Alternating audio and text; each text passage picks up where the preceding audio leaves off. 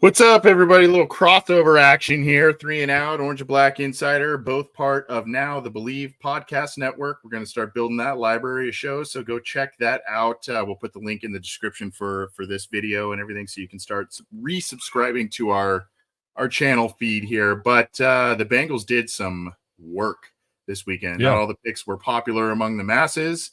Nope. Some were very popular among the masses, so we're going to talk about it for just a little bit here. The Bengals kept all of their picks. They did not move around. They let the draft fall to them the way it did, and there are some really, really fun names. I'm Anthony. He's Jason, and we're going to get into the draft. Jason, have you had a chance to collect your breath here?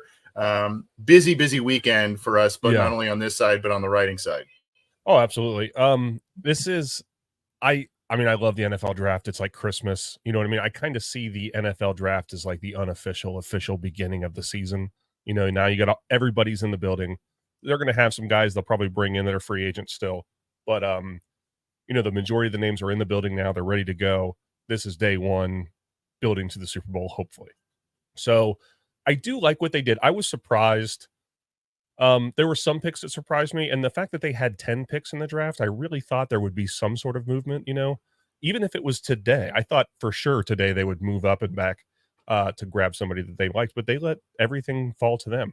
And really, I mean, there's a couple question marks on some of these, and not that they're bad picks, but there's a couple of them that you say, hey, you know, there's a little bit of a downside here, but there's a lot of upside in a lot of these guys. Like we were talking, it screams win now. Some big swings. If they hit, they'll hit hard, you know. They will hit hard, and even some of the defensive players they drafted may hit hard. See what I did there? Here we go, right here, and I will pin the link to this in the live chat. Here are all the picks in case you missed any of them. We'll give some brief thoughts on these, but I think to your point here, Jason, that there is a swing for the fences mentality here for the Bengals as it goes. And we talked about it after the first night, the risk reward factor and what they're trying to do. Mims, we talked about it. He is the ultimate pendulum swing, right? Oh yeah. The film you have is dominant, right? Yep. When he walks off the bus, he's the dude, right? Yep. And now he's going to wear 71. So you love that. In a way, I think you wish it was retired, but that's okay. Yeah, I know. So you have Mims there. I mean, I know we both talked about it on our respective shows.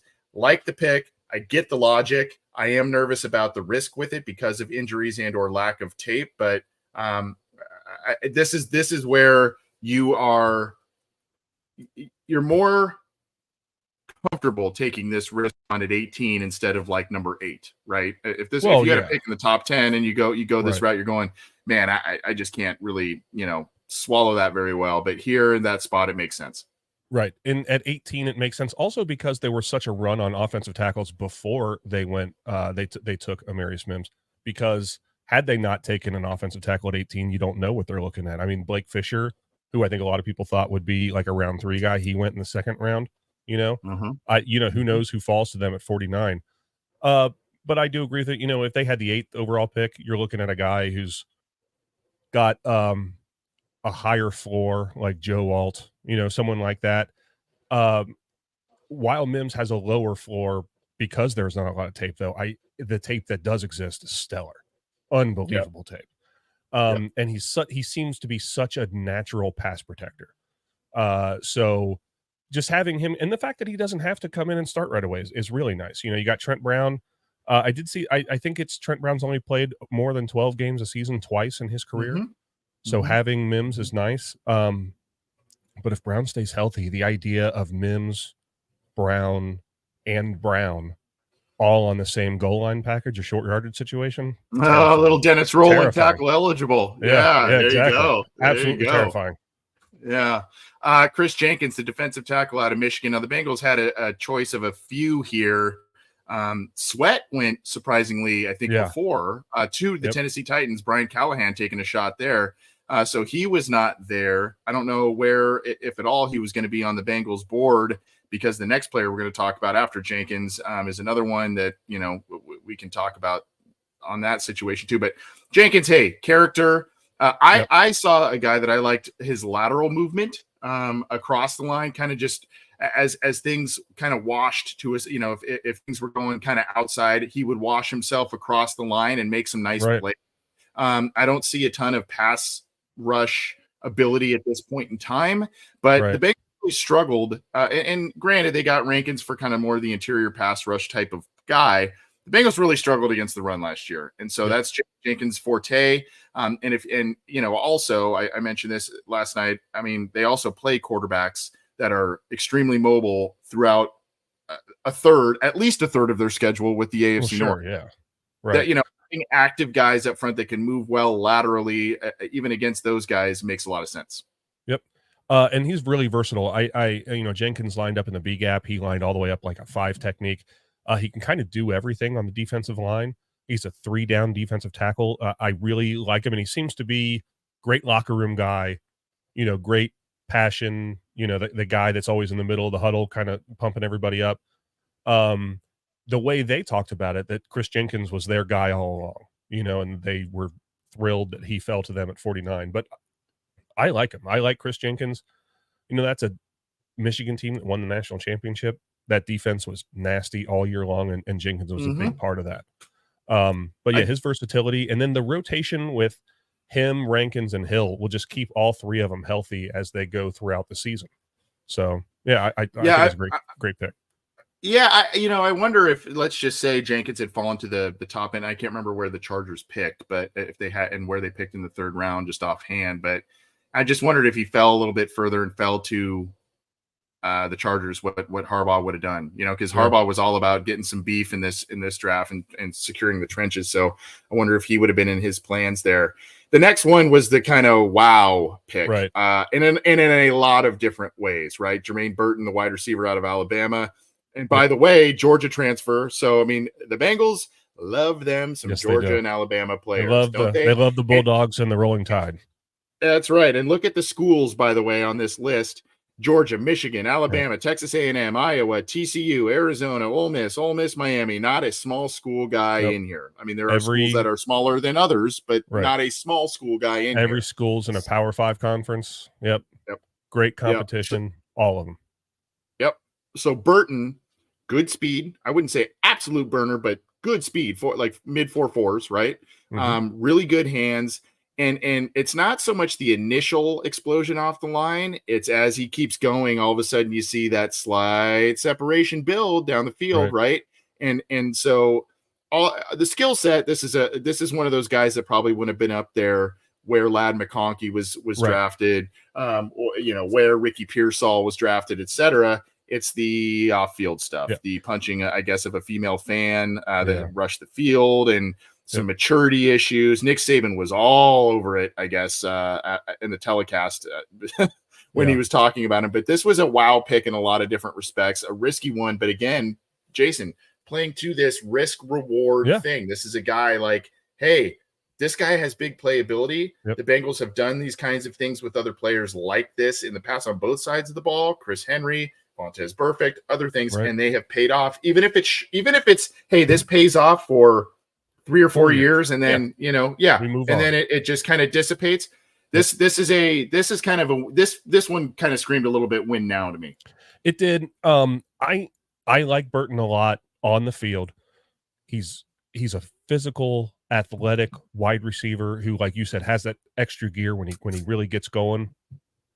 And if he keeps his head on his shoulders, the Bengals, I think, once again have a top 2 wide receiver room in the NFL. Burton's wide receiver 3.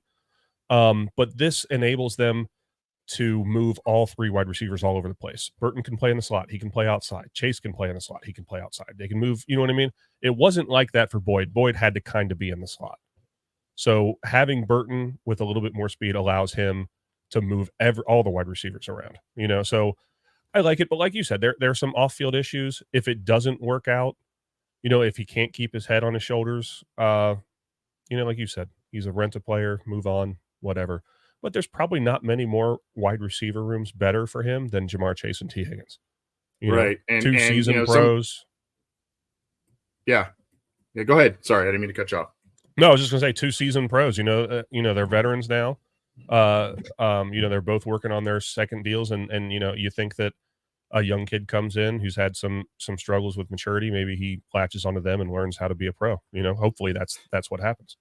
Yeah, and with some people think that he could do some of the things, work a little bit inside and outside, a la T. Higgins. Burton does play a little bit bigger than his size. He's just a touch over 6 feet. And while you could say, well, maybe this is the contingency plan if there's no long-term deal in place for T. Higgins, obviously still a different player than T. Higgins. Right. T. Higgins is 6'4". I mean, it's just a different beast there. But I think as a supplemental weapon initially, I think this is a really good, really good on-field move. And apparently the Bengals did a ton of vetting. According to numerous sources, they vetted all kinds of people to get the check off on Burton. And I think it was Jake Liskow who relayed a funny anecdote from Dane Brugler.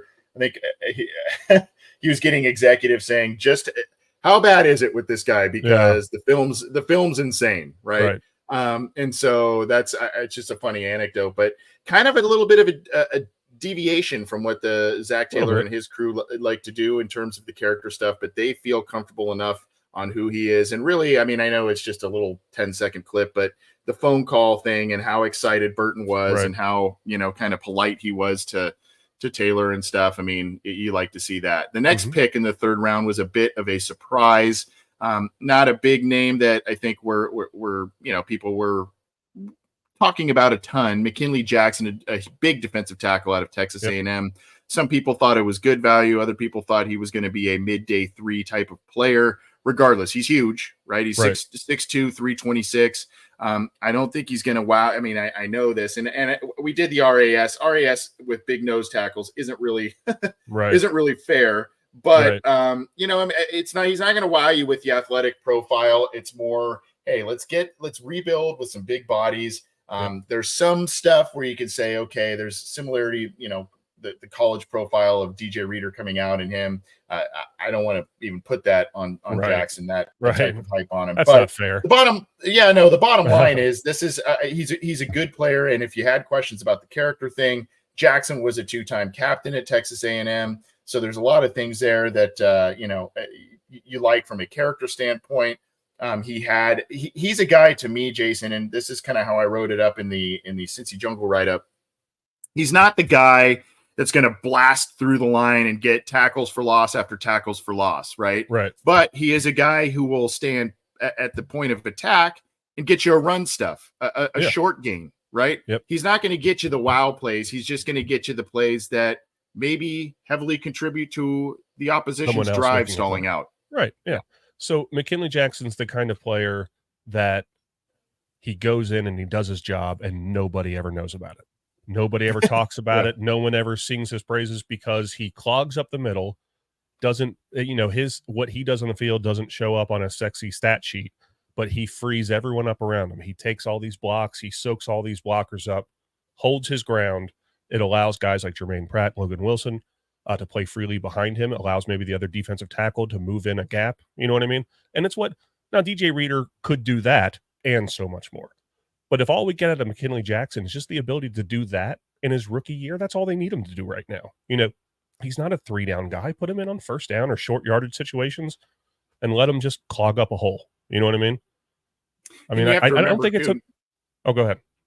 No, I didn't mean to cut you off. You have to remember too that not only is Reader gone, but Josh Tupou hasn't been re-signed. Yeah. And that's another big body. Yeah. I mean, that's another big body that you're missing there.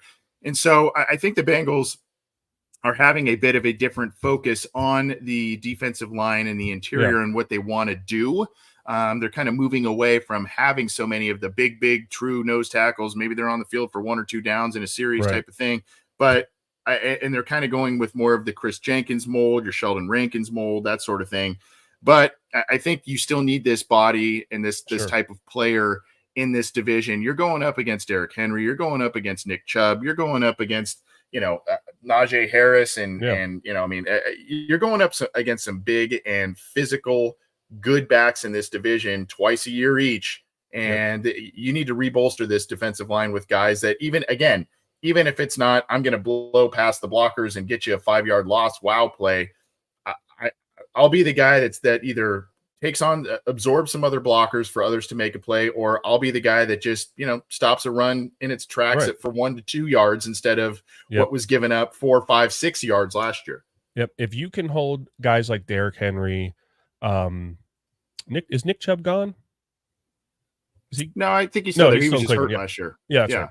If you can hold guys like Derrick Henry, Nick Chubb, Najee Harris, if you can hold those guys to 2 yards instead of 4.5 yards a carry, you're going to win those games. You know what I mean? And still, no matter what, I know the AFC North, it's Joe Burrow, it's now you have Russell Wilson and all those guys, and you have I just can't believe I forgot Lamar Jackson's name. Sorry. But it's still the AFC North. It's been a long weekend, bro. I get it. I know. Allergies. I know you're in California, man, but allergies in the Ohio River Valley right now. Oh my God. I hear horror stories. Yeah. It is. It's terrible. Well, you gotta medicine up, my friend. Oh, I am. So Jason, the Bengals the last couple of years didn't even take a tight end when we were begging them to. There was all kinds of different players, whether it was Laporta or the guy I was all over last year from Utah. See, I'm having a brain fart too. Dalton Kincaid. Yeah. Those are the 2 guys last year. I was like, you got to really think about these guys. They didn't do it. I liked Trey McBride the year prior. They just didn't do it. And so finally this year, even with the Gesicki signing, the Bengals go double dipping. And the first guy they went with was Erick All. High potential guy, injuries being a problem, but they were, for the lack of better words, all over him in the pre-draft process. And they really like what he's about. I know Louis Riddick raved about him when they were on the ESPN telecast, when they were talking about him. Obviously coming from Iowa, that's becoming a tight end factory. Right. All seems to be, in that mold of an all-around guy like a Kittle. He's not there yet, but he's flashed it. And I think, again, if he's healthy, he could be a very, very good player for a long time. This is one of those high risk reward kind of things. If he's healthy, home run in the 4th. If he's not healthy, you may have wasted a draft pick. But just the comparisons that his ceiling is Kittle-ish. I mean, imagine this offense, Jamar Chase, Joe Burrow and George Kittle. I mean, it's terrifying. But yeah, I mean, I'm sure that his injury history is why he dropped into the day 3. But I mean, you got a pretty well-rounded roster. I think they've shown that they're comfortable with Cordell Volson at left guard. They didn't really address the guard position when they had guys available to them. I think that this is a great pick for them if it works out. Again, this is a guy who probably should have been drafted 2 rounds ahead of where he was selected. Yeah. And then Josh Newton, the corner in the 5th round out of TCU, really kind of a depth piece and more of a piece that just kind of fits the system a little bit late. You kind of figured, was corner going to be drafted way high, right. Maybe night 2. But they apparently feel very comfortable with Cam Taylor-Britt, as they should. He was playing Pro Bowl type ball for the first half of last year before kind of getting some injuries. And then apparently they like what they've seen from DJ Turner and the potential there. Right. So, also, bolstering the secondary with your Von Bells and Geno Stones and others to help those young corners may help a guy like DJ Turner as he potentially, starts. They may look for a veteran corner option in free agency. There's probably not very many left. I haven't even looked at that list yet, but that may be an option. But Newton just kind of is a depth piece and a guy that just fits Lou Anarumo's type of system. Yeah, I don't know a ton about him. I do know that I read that he's had some experience in the slot and on the outside, which is good. Mm-hmm. The more versatility he can have, the better off he'll be in Lou Anarumo's system. I don't know who they think CB4 is right now. I'm assuming that, like you said, this is kind of a vote of confidence for DJ Turner. I think Cam Taylor-Britt's all, you don't have to pencil him in. It's Sharpie. He's Right, the starting cornerback. Right. But yeah, I mean, Josh Newton, I think he could, mix a team, probably contribute special teams, maybe in Mhm. dime packages, stuff like that, come in the field and get some experience and then work his way in. Yep. I like this next pick, Tanner McLaughlin out of Arizona, the tight end there.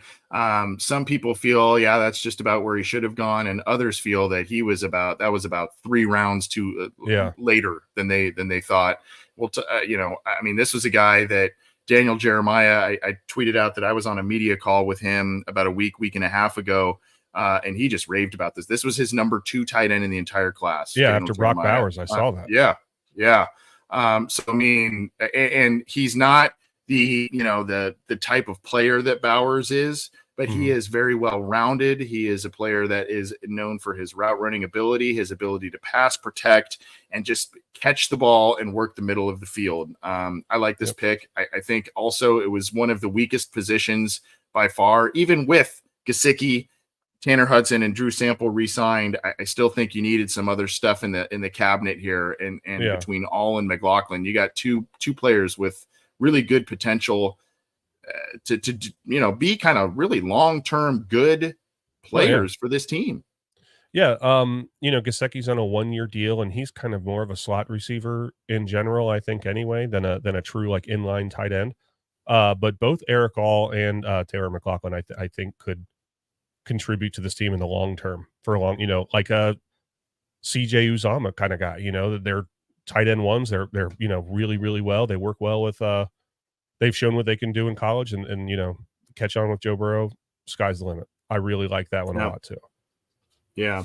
Cedric Johnson, the defensive end out of Ole Miss, a guy that was productive and had a high athletic profile, but sometimes the stats didn't match up to the Right.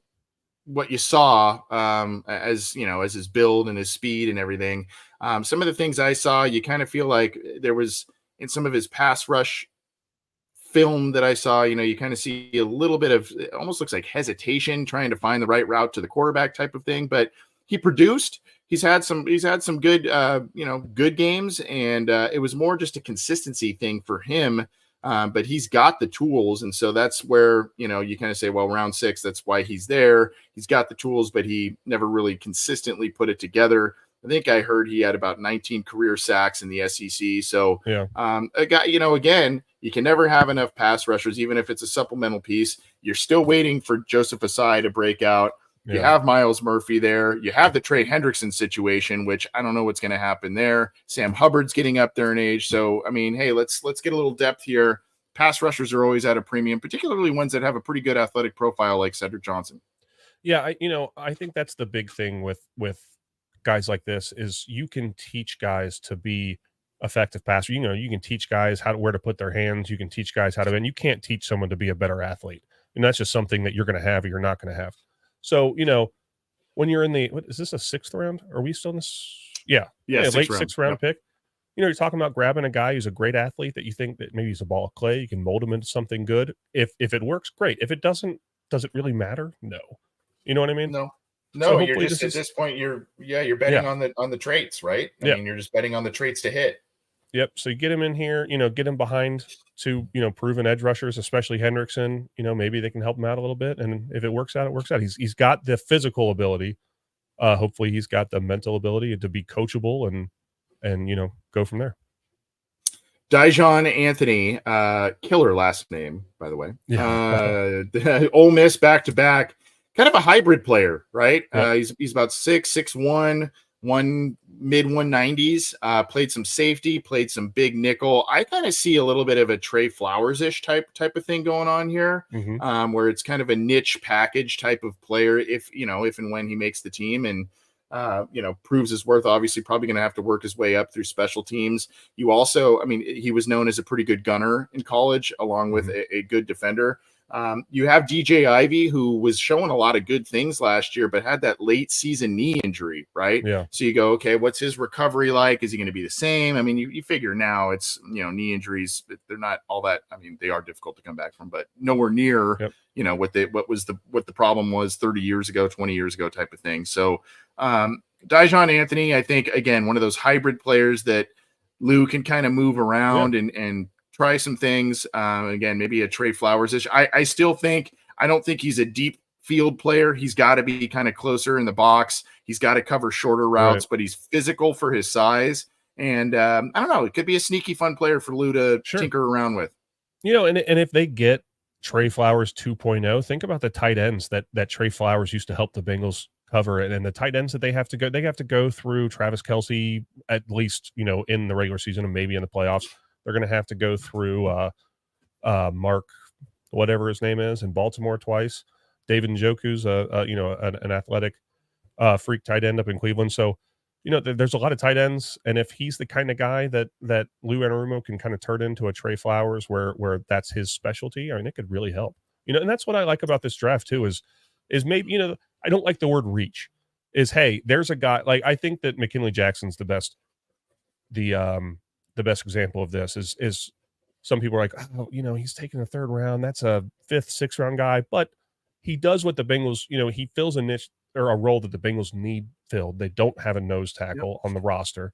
And it's one of those things where they say, hey, if we skip him now, he might not be here later. And just because he doesn't have the same value for everybody doesn't mean he doesn't have value for the Bengals. So with stuff like this, go ahead. People have to realize this is a team that's just a couple of years removed from the Super Bowl. Yeah. Right. I mean, it's not like they don't know what they're doing.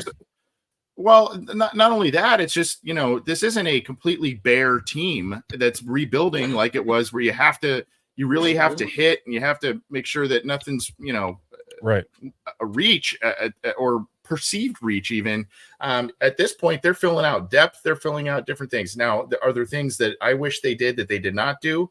Yeah, and we'll talk about that in just a minute. We've got just a few more minutes before we hop out of here. But Matt Lee, the center out of Miami, that's a really good pick right there. Yeah, I like center depth, and one you can groom behind Teddy K. And I mean, there are people that think even as a 7th round guy, he's got starter qualities for the NFL. So developmental guy, but I think that's a good piece. He's light, 288 pounds, but he's a technician when it comes to pass protection. He barely got beat. He transferred. He was a 3-year starter at UCF. He was a redshirt freshman, transferred to Miami, 2nd team, all ACC. Barely got beat when it came to pass protection. He is light, though. He struggles in run blocking, and I think that people are worried that he might get he's susceptible to a bull rush. But if Jason Kelce wants to come to Cincinnati and teach Matt Lee how to pull as a center, maybe we can start doing stuff like that. Yeah, that's a good pick, though, especially where it was. Let's move into favorite picks. We'll be here for just a couple minutes longer. He's Jason Garrison. I am Anthony Cosenza. We're doing a recap for Cincy Jungle and the Believe Podcast Network on the Bengals haul over the weekend. Your favorite pick or picks, and maybe a little bit. Yeah. I mean, so we talked about these guys already, but just succinctly why that player is your. I have 3. My 3 favorite picks. I love Mims in the first, Jenkins in the second, and I loved Erick All today. Mims, just because guys that big and that athletic are hard to find. He fits the mold with what the Bengals like to do at offensive tackle. It just made too much sense, and I don't think I would have been satisfied with who they would have gotten had they waited until the 2nd round. So I like that pick a lot. Chris Jenkins, I think, will be just a locker room, one of those guys that everybody falls in love with. Everyone loves, in Cincinnati, loves Mike Hilton, guys like that. I think that's just the kind of guy they're getting. Chris Jenkins, they're going to fall in love with him. He's going to be a 3-down defensive tackle. I think, I really like him a lot. And then Erick All, if he stays healthy, he could be, just the fact that some people are comparing him to George Kittle-ish. The fact that he was available on day 3 is pretty amazing. So. Well, let's I mean, my favorite pick I think was as we look at it, I liked Tanner McLaughlin a lot. I thought that he was a guy that probably and a lot of people that are smarter than me that are on, these national telecasts, Matt Miller, Field Yates, Lewis Riddick, Daniel Jeremiah. I mean, they're going, I don't know why he's here. Why is this guy here in the sixth round? And he just kind of got lost in the shuffle. I think everybody's enamored with that true Brock Bowers-ish type of player where it's, hey, and I get it. That's where I think McLaughlin's a little bit more of a throwback traditional tight end. I think he does everything pretty well across the board. And while there's not a ton of absolute wow picks, or a ton of wow traits, I guess, I think he's just he does everything pretty well. He's just a solid all-around tight end. And I think the Bengals have kind of missed that. They've missed the player. They've kind of had guys that are only pass catchers. They've kind of had, Sample, who's now playing kind of an H-back type of thing. And so this is why I like McLaughlin where they drafted him as well. And I think that ties into, for me, the best value for where they picked him. I think, again, at best, he should have gone early today, not middle late today. And so I think a lot of people may be a little bit taken aback because he was just a couple picks after they drafted another tight end. But we've been clamoring for tight ends for so long. It's like, hey, they're finally restocking that cabinet. So I still think he was kind of the best value at this point for the team. Yeah, I agree with that. I think the fact that he was available in the 6th round is pretty amazing. I expected him. I don't know. I just would have expected him to go much earlier than that. But yeah, I agree. The fact that he just kind of got lost, and there doesn't really seem to be a reason. I just don't understand why he fell, but he did, and we're going to benefit from it. I mean, Daniel Jeremiah said, I like him a lot more than some people, and I like him more than people I've talked to around the league, and I don't really know why. So we're going to close up and get on out of here. I want to end it with this: your grade for the class, and who is a player or a position that you kind of wish, hey, maybe you should have looked there and they didn't do it? My grade for the class, that's tough because it's just over. It's hard to separate like what you know from what you feel. You know what I mean? I think that they did a good job being patient and letting guys that they felt could help them now fall to them. So I would give them a B, just flat B. There were a couple guys that I think that had they packaged some things around and moved up a little bit that could have benefited. But I do like, I like Johnny Newton a lot. What are the chances they can move up and grab Johnny Newton? But I like, I wish they kind of did that. I like Chris Jenkins, so I think Chris Jenkins could be really good for them. I'll say B. What about you? What do you think? I would go somewhere between a C+ and a B-. I think it makes sense. There's logic. They address needs. They address depth. I still wish they kind of maybe did some things on night 2, maybe to move up for some more premier players and be a little more aggressive. I think Newton was a guy that I wish they kind of moved up for. I like Jenkins. I wish they also grabbed another running back. Maybe where they picked Newton, or maybe even McLaughlin if you felt like they why did you double dip at tight end? Right. There was Estime, there was the kid I really liked from USC, Marshawn Lloyd, and some others that I think could have been some nice. If you're going to do running back by committee, make sure. And I know you like Zach Moss, and I know you've got other players there that I think they're really invested into Chase Brown, and rightfully so. I like that. But I think if you had another back in there where you go, hey, I mean, these guys go down, they get hurt. And so, I wish they kind of did something at running back. I'm seeing a couple of others. We'll take some grades of yours. P. Crowley says C+. Our boy, Jeff H has in the YouTube chat has seemingly just been really down on the Bengals draft. Yeah. So if you want to leave a grade, go for it. But all in all, I don't think it's a wow draft for me. I think it's decent. Yeah. I think it's solid. I think it achieved a lot of the things that they needed it to achieve. And they're going to move on and probably pick up another couple players in veteran free agency that are out there and get some more rental deals done. And so, I don't have a problem with it. No. I wish there was a little more wow factor in there for me, but I don't have a problem with it. Yep, I don't have a problem with it at all. There are a couple players, like I said, that I think would have been like, oh, that's the guy I wanted. But every time they grab somebody, I was like, okay, I like that guy. Real quick, I was just looking at some of the guys available still. You said cornerback, right? Mm-hmm. I think Xavier Howard's still available. No, he's not. Never mind. No, Yeah, I I was don't like, know. what? Maybe he is. No. Yeah, but I don't know. Yeah, they'll I think supplement. They'll grab a couple guys in free agency, and then I'm excited, man. UDFAs too will be Yep. starting to cycle through tonight and tomorrow. Yeah. So we'll get you all the report on CincyJungle.com, and we'll continue to recap the draft on 3 and Out, the Orange and Black Insider, and all of the shows in the new Believe in Cincy podcast channel. Bengal Jim was at the draft, so he'll be doing a show this week talking about that and all kinds of TJ Hushmanzada shouted out Bengal Jim on national TV. Yes, he did. That was pretty dang cool. I texted him, cool. like, dude, that's good for cool. you. Yeah. Bengal Jim was on fun TV weekend. quite a bit. Yeah, he was. Yeah. He was. Fun weekend, man. Thanks for all of your work and thanks for contributing here. We appreciate it. Thanks everybody for tuning in. We've got a lot of people tuning in live right now, which is awesome. And we've had that throughout the whole weekend, which is so awesome. Appreciate all of you. We'll get you the link to the new Believe in Cincy podcast channel. Go kind of start searching it. We're going to start cataloging the library, as I said, and we'll get going with things. Jason, have a good rest of your weekend, man. Yeah, you too, man. You too. Who day?